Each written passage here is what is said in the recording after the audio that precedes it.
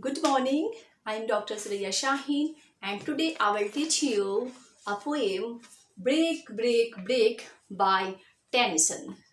Tennyson wrote this poem in 1835 and published in 1842.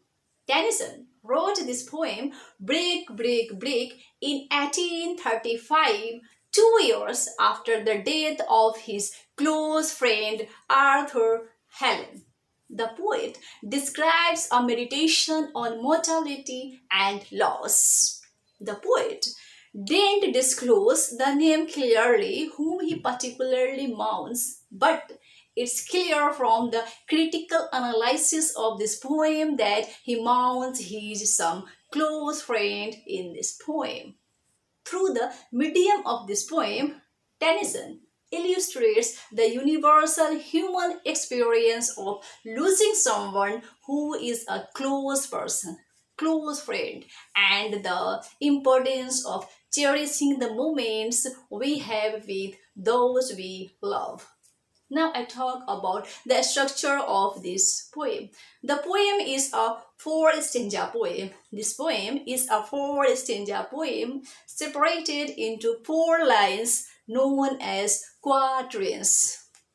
This quatrains doesn't follow a strict rhyme scheme. If I talk about the meter, the patterns keep changing throughout the poem. Stresses also change in this poem. Now I deal critical analysis of this poem stanza by stanza. Now Tennyson starts the first stanza by writing break, break, break on thy cold grey stones, O sea. And I would that my tongue could utter the thoughts that arise in me. Tennyson starts this poem by personifying the waves. This stanza conveys the poet's emotional and inner state of mind. Tennyson addresses the waves of the sea by saying to crash against the rocky shore again and again. Means he tells the waves of the sea to continue breaking powerfully against the grey stones of the shore. The scene brings a power of emotion that speaks to his emotional state at the time of watching those waves. Now, he describes the poet.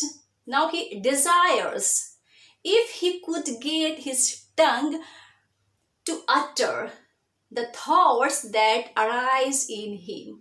It means the poet is unable to express his deep desire and emotional state that arises in his mind. He is in a state of dumbstruck, not getting words to express his emotional state. Okay. In the next stanza, Tennyson says, he writes, "Oh well for the fisherman's boy that he showers with his sister at play. Oh well for the sailor lad that he sings in his boat on the bay." In this stanza, Tennyson has used anaphora, a literary device where there is a repetition. Here we find the repetition, oh well, in the beginning of the first and second stanza, second line.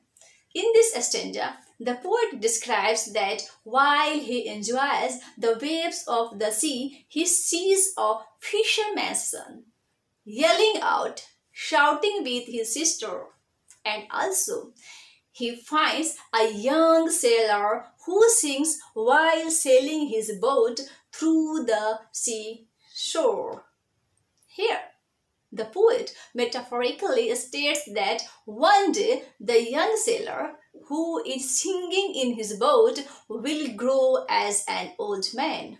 And the poet also will lose his eyesight to see the grand boats in the bay because on the passing of time, they will disappear from the horizon on their way to some unknown destination. So here, the poet metaphorically talks about the changes and transition of life. That is the truth of life.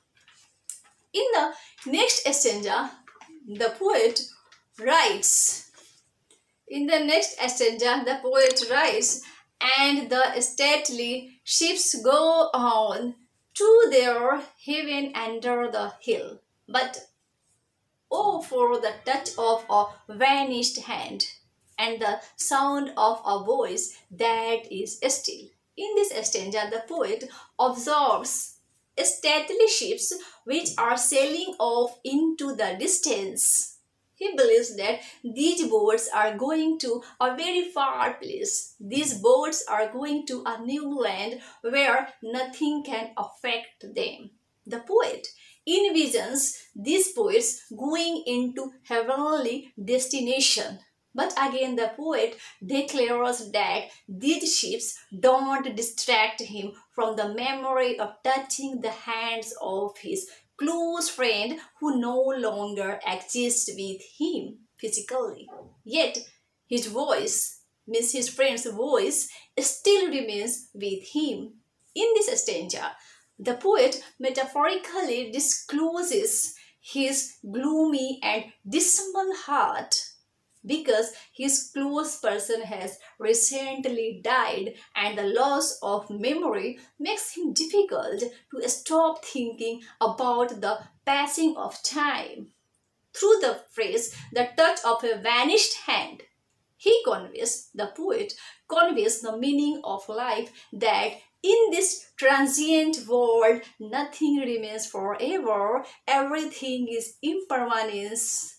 He talks about the facts of human existence. In the last stanza, the poet writes, break, break, break, at the foot of thy crags, O sea. But the tender gaze of a day that is dead will never come back to me. In the last stanza, the poet again repeats the first two lines of the first stanza. Again, he addresses the waves of the sea as they crash against the rocky shore.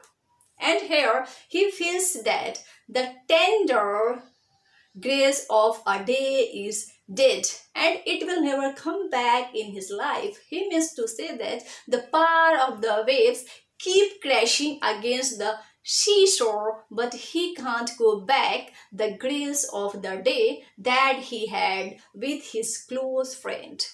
The realization that things are changed because now time is changed makes him dismal. In this stanza, the sea, the shore symbolize the impermanence, changes, and transience of life. And simultaneously, it tells us the eternal and unchanging nature of death. Tennyson here clearly expresses the anguish and inner emotional state of his mind at the loss of his close person, and realizes that those happy moments, happy days of the past days will never come back to him. In general sense, Tennyson conveys the universal human experience of pain and emotion on losing someone who is near and dear, and the happy moments spent with that person. So all things come to an end one day, which never come back, and this is the truth of life and truth of human existence. Tennyson made this poem a remarkable one by using literary devices such as anaphora, refrain, enjambment, and juxtaposition. Okay, so this is all about the loss of life.